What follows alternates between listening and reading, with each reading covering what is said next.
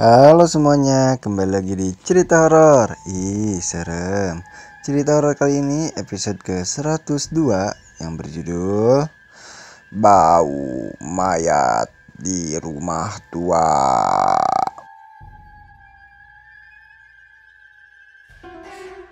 Mempertimbangkan bahwa rumah itu disukai anak-anak, maka Mirna dan Arifin memilih merenovasi bangunan abad 18 itu untuk ditempati.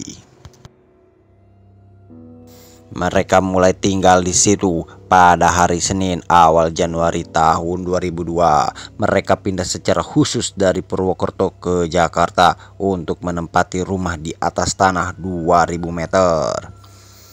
Namun, sejak awal Mirna sudah berfirasat buruk terhadap rumah itu. Ada aura yang negatif yang Mirna tangkap dari suasana dalam bangunan tua itu.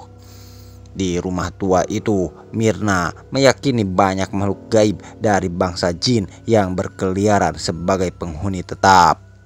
Di depan rumah terdapat 2 pohon beringin berumur ratusan tahun yang membuat suasana menjadi senyap dan anyep. Pepohonan itu terasa menambah keangkeran rumah Belanda yang dijuluki warga sekitar sebagai rumah hantu. Warga menyebut istilah itu karena banyak saksi mata melihat secara berulang penampakan makhluk gaib. Pasukan tentara Belanda berbaris di tengah malam di samping halaman timur rumah tersebut. Malam pertama mereka tinggal, Senin 13 Januari 2002, tidak ada apa-apa di dalam rumah.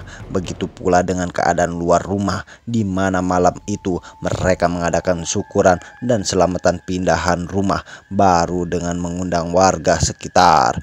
Dan selama beberapa hari mereka tinggal, mereka tidak terganggu oleh apapun dan nyaman-nyaman saja di situ.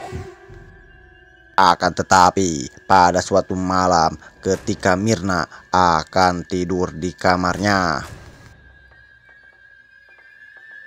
tepat pada hari ke-40, gangguan aneh mulai muncul. Tiba-tiba Mirna mendengar suara rentak kaki puluhan tentara berbaris. Pada saat itu, jam menunjukkan pukul 23.45 waktu Indonesia Barat. Mirna segera bangkit dari tempat tidur dan membuka pintu kamar. Tapi tiba-tiba tubuhnya merinding dan datang rasa takut yang bergeliat di dalam batinnya. Suami Mirna sedang tidak ada kunjungan ke Amerika. Jantung Mirna makin berdegup kencang. Selain dari takut, ia juga sangat mencemaskan ketiga anak gadisnya. Didesak untuk menyelamatkan nyawa anak-anaknya, sebagai ibu, tiba-tiba ia bangkit seketika. Dengan susah payah, ia melangkah ke depan menuju kamar anak-anaknya. Mira sangat bersyukur karena melihat anak-anaknya sedang baik-baik saja.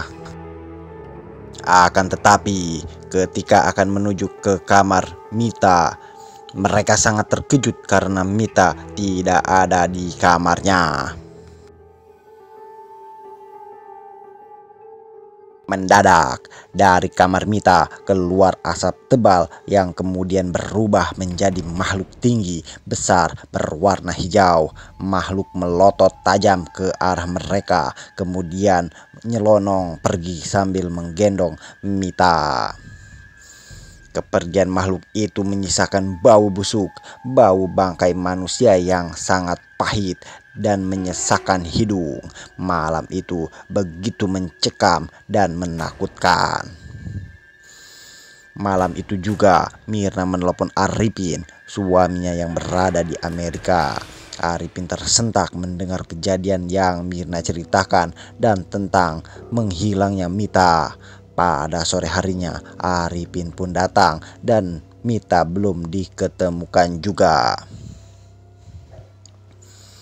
Mereka sudah melaporkan ke polisi polsek setempat dan polisi telah melakukan penyelidikan tentang hilangnya anak mereka, Mita.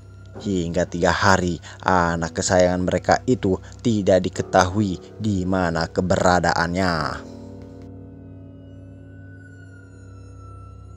Lalu, atas saran mitra usaha Arifin, mereka pun melibatkan paranormal handal dalam pencarian Mita. Dengan baskom besar dan alat-alat ritualnya, paranormal yang tidak mau disebutkan namanya melakukan pekerjaannya. Di kamar Mita, dia ritual minta lampu dipadamkan dan pintu kamar ditutup. Setelah menunggu lama 3 jam, si dukun keluar kamar dengan wajah sumringah.